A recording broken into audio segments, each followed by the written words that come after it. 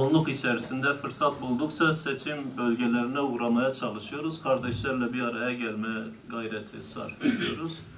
Kardeşlerimizi ziyaret ediyoruz. Bu çerçevede Karlova'ya kadar da uzadık. İnşallah buradaki kardeşlerle böyle genel seçim çalışmalarımız, daha doğrusu siyasete girişimizden başlayarak, parti kuruşumuzdan başlayarak genel amacımız nedir ve şu anda seçim çalışmalarımız ne durumdadır? İnşallah bundan sonrası için hedeflerimiz nedir? Ne yapabiliriz, ne yaparız şeklinde nasıl gidiyoruz konuşuruz.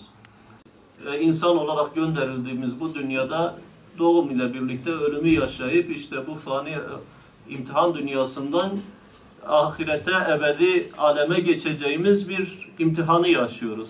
Ve bu imtihan dünyasında Allah bizi insan olarak yaratırken, akıl sahibi insan olarak yaratırken Allah-u Teala bizi sorumluluklarla gönderdi bu dünyaya.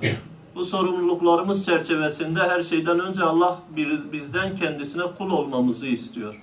Allah-u Teala bunu Kur'an-ı Kerim'de zaten apaçık ifade ediyor. Ve ma halaktul cinne vel insa illa liya'budun estaizu billah ayetiyle ben insanları ve cinleri ancak bana kulluk etsinler diye yarattım. Kulluk hayatın hepsini kapsaması gereken aslında bir kavram iken şu anda sadece bazı farz ibadetlerle sınırlandırılmış bir kavrama dönüşmüş. Yani hayatın başlangıcından ölümüne kadar biz Allah'ın istediği doğrultuda bir hayat yaşamakla mükellefiz. Helal haramlarıyla, emir yasaklarıyla bir kullukla mükellefiz.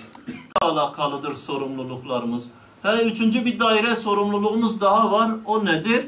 Allah-u Teala insanlar zaman zaman Allah'tan uzaklaşıp, Allah'ın istediği bir hayattan uzaklaşıp, şeytani bir hayat yaşamaya başlayınca, karanlıklara sürüklenince, bu küfrün karanlığıdır, cehaletin karanlığıdır, fuhşun karanlığıdır, zulmün karanlığıdır, karanlıklara sürüklenince Allah ne yapıyor? Geçmiş dönemlerde ne yaptı?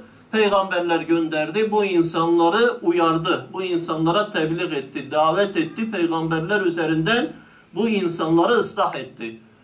İnsanların yaşadığı dünyada zulüm yayılınca, ifsat yayılınca, iş başına geçen, idare başına geçen, güç sahibi olan, egemen olanlar, ellerine getirdiği imkanlarla, güçle insanlar arasında adaletsizliği, zulmü tesis edince Allah ne yaptı? Peygamberler gönderdi insanlar arasında tekrar adaleti tesis etmeleri için. Bunlara, milletlere hakim olmak isteyenler çok büyük savaşlar, çok büyük ordular kurarlardı. Silahlanırlardı, çok büyük savaşlar verirlerdi.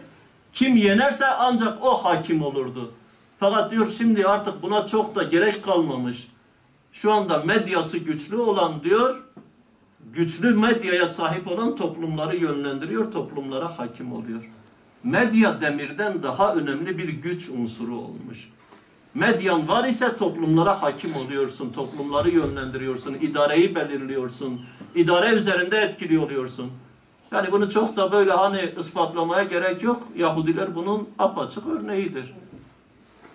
Rus medyası Yahudilerin elinde, Fransız medyası Yahudilerin elinde, Alman medyası Yahudilerin elinde, Amerikan medyası Yahudilerin elinde, İngiliz medyası Yahudilerin elinde.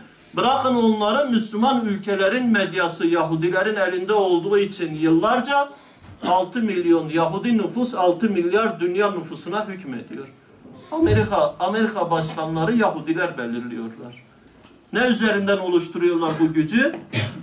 Sermaye, medya üzerinden siyasetin, idarenin üzerinde etkili oluyorlar.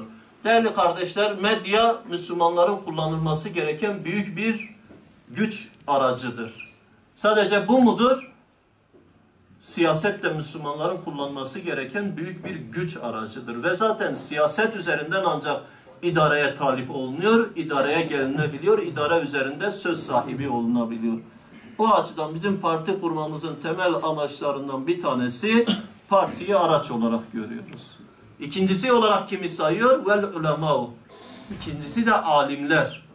Alimler, idareciler ve alimler ıslah olursa toplum ıslah olur. Çünkü toplum bunların peşinde, bunların etkisinde. Toplum sürüklenendir, bunlar sürükleyendir. Bunlar nereye sürüklerlerse toplum oraya sürüklenir.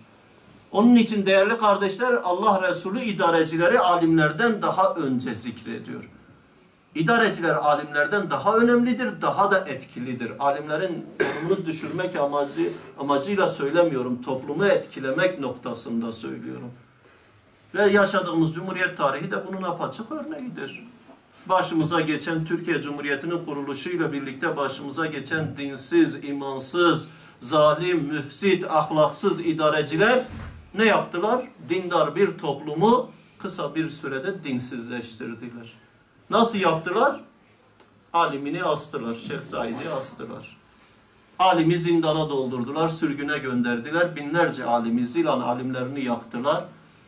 Ondan sonra alimle toplumun arasını ayırdılar. Kur'an'ı yasakladılar.